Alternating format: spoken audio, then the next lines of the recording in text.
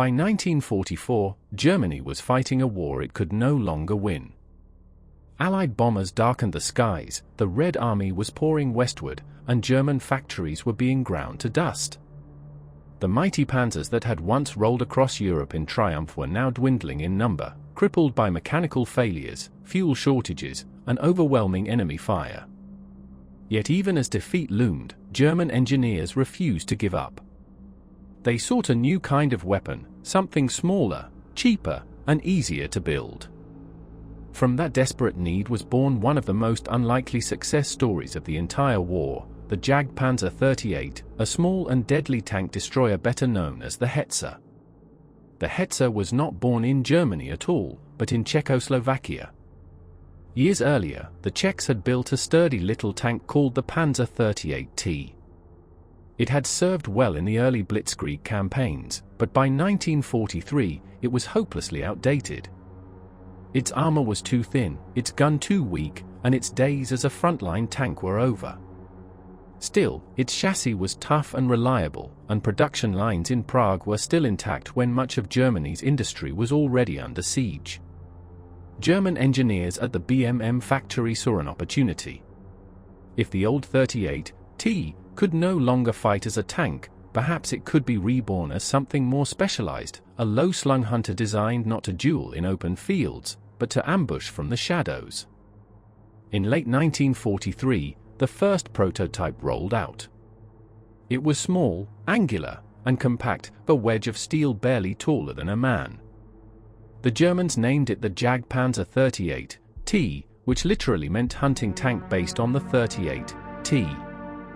Soldiers soon gave it a much simpler nickname, the Hetzer, meaning chaser or pursuer.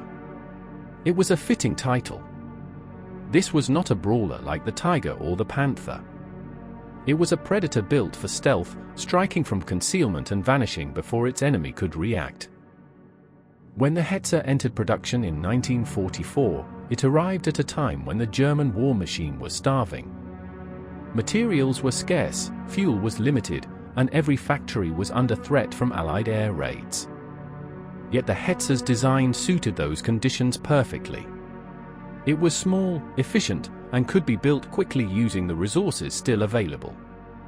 The Czech workers at BMM and later at the Koda plant produced thousands in less than a year, giving Germany a badly needed influx of armored firepower just as the front lines began to collapse. For the soldiers who fought in them, the Hetzer was both a blessing and a curse. Inside, it was cramped beyond belief. For men had to share a space so tight that they could barely move. The air grew hot and suffocating, especially after firing the gun, and the noise was deafening. There was almost no room for comfort, and long missions became tests of endurance. Yet, despite its discomfort, crews respected it. They called it tough, dependable, and surprisingly deadly for its size. Its low silhouette made it almost invisible in ambush positions. Hidden behind a hedgerow, tucked into the rubble of a destroyed village, or waiting motionless in a tree line, a Hetzer could destroy enemy tanks before they ever knew what hit them. By the summer of 1944, the Hetzer began to reach the front lines. In France, it appeared too late to alter the outcome of the Normandy campaign, but it quickly made its mark in the months that followed. Along narrow European roads and in the thick bocage, Allied tank crews began reporting sudden explosions from seemingly empty fields. They described being struck from low angles, their tanks destroyed before they could even return fire. Often, when they searched the area later, they found only the charred remains of a small, angular vehicle half buried under camouflage netting, the unmistakable shape of a Hetzer. On the Eastern Front, where the Soviet advance seemed unstoppable, the Hetzer's ambush tactics proved equally effective. Its gun could knock out the famous T-34 at respectable range, and its low, sloped armor often deflected return fire.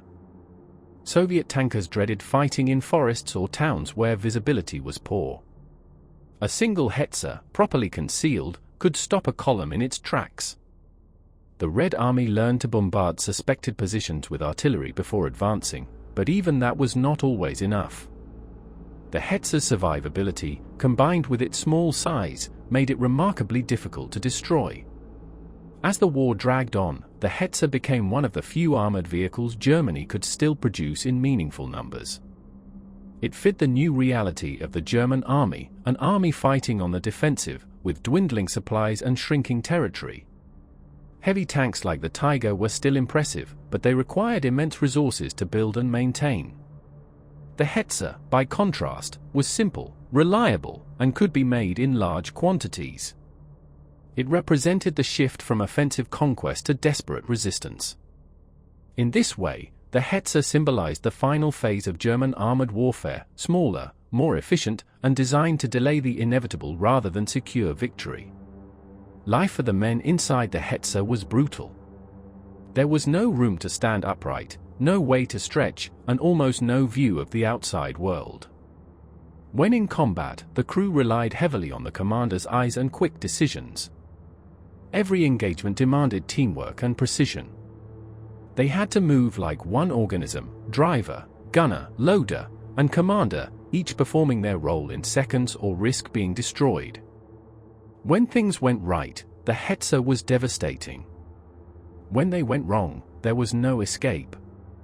If the vehicle was hit, it often meant death for everyone inside. Despite those dangers, many crews came to trust their little machine. It was agile on rough ground, mechanically reliable, and capable of withstanding punishment far greater than its size suggested. German infantry also admired it. In an era when air power dominated and tanks were scarce, the Hetzer provided much-needed mobile support. It could move with foot soldiers, strike enemy armor, and disappear before aircraft could find it. Soldiers on the ground often referred to it as their steel fox, a small but cunning protector that appeared where it was most needed. The Hetzer fought in almost every theater where German forces still resisted in 1944 and 1945, from the forests of Hungary to the ruins of Austria and Czechoslovakia. During the Battle of the Bulge, it accompanied columns of infantry through the frozen Ardennes, ambushing American convoys along snow-covered roads. Its low frame allowed it to hide behind drifts of snow or rubble, lying in wait like a predator in winter camouflage. American troops learned to fear what they could not see. A sudden flash from the tree line and an explosion among their lead tanks often meant a Hetzer was nearby. As Germany's borders crumbled and its armies retreated, the Hetzer became both a tool of defense and a symbol of stubborn resistance. In the chaotic final months, they fought in small groups, often without clear command. In cities like Budapest and Prague, they turned the ruins into fortresses. Some were used by the Czech resistance itself during the Prague Uprising, captured from retreating German units and turned against their former masters, a final irony for a vehicle built in Czech factories under German control. When the war finally ended in May 1945, hundreds of Hetzers were still scattered across Europe. Many had been abandoned where they ran out of fuel. Others were captured intact and studied by Allied forces. For the Soviets, it was an interesting example of how much the Germans had simplified their designs late in the war. For the Western Allies, it was a reminder that small did not mean weak, that innovation could emerge even in the face of collapse. Although the Hetzer never changed the outcome of the war, it left a deep impression on those who faced it. Allied soldiers who fought against them often spoke of how difficult they were to spot, how suddenly they could strike, and how effective they were when properly concealed. In the chaos of 1945, the Hetzer became one of the few German machines that could still inspire confidence in its crews and respect in its enemies. After the war, the story of the Hetzer did not end immediately. Many surviving examples were taken over by the newly reformed Czech army, and a modified version continued to serve under the name G13. Even decades later, long after the great powers had moved on to modern tanks and missiles, the basic design still found use in training and defense. The fact that such a vehicle, conceived in desperation, could remain relevant for years after the war spoke volumes about the soundness of its engineering. Today, when people think of German tanks from the Second World War, they often imagine the mighty Tiger or the sleek Panther, the giants of armor that defined the Blitzkrieg myth. But the Hetzer tells a different story. It represents the final stage of a nation's war effort, when resources were gone and survival meant innovation. It was not built to conquer, but to delay defeat for one more day.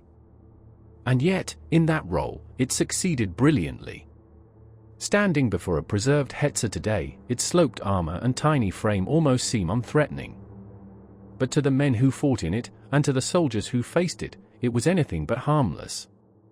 It was a weapon perfectly suited to the desperate final battles of the war, small, efficient, and deadly. The Hetzer did not win glory like the great tanks of early Germany, but it earned something far more enduring, the respect of both friend and foe. In the end, the Hetzer's legacy lies not in the battles it won, but in the story it represents. It was born from the ashes of defeat, forged from the remnants of an older design, and carried into battle by men who knew the war was lost.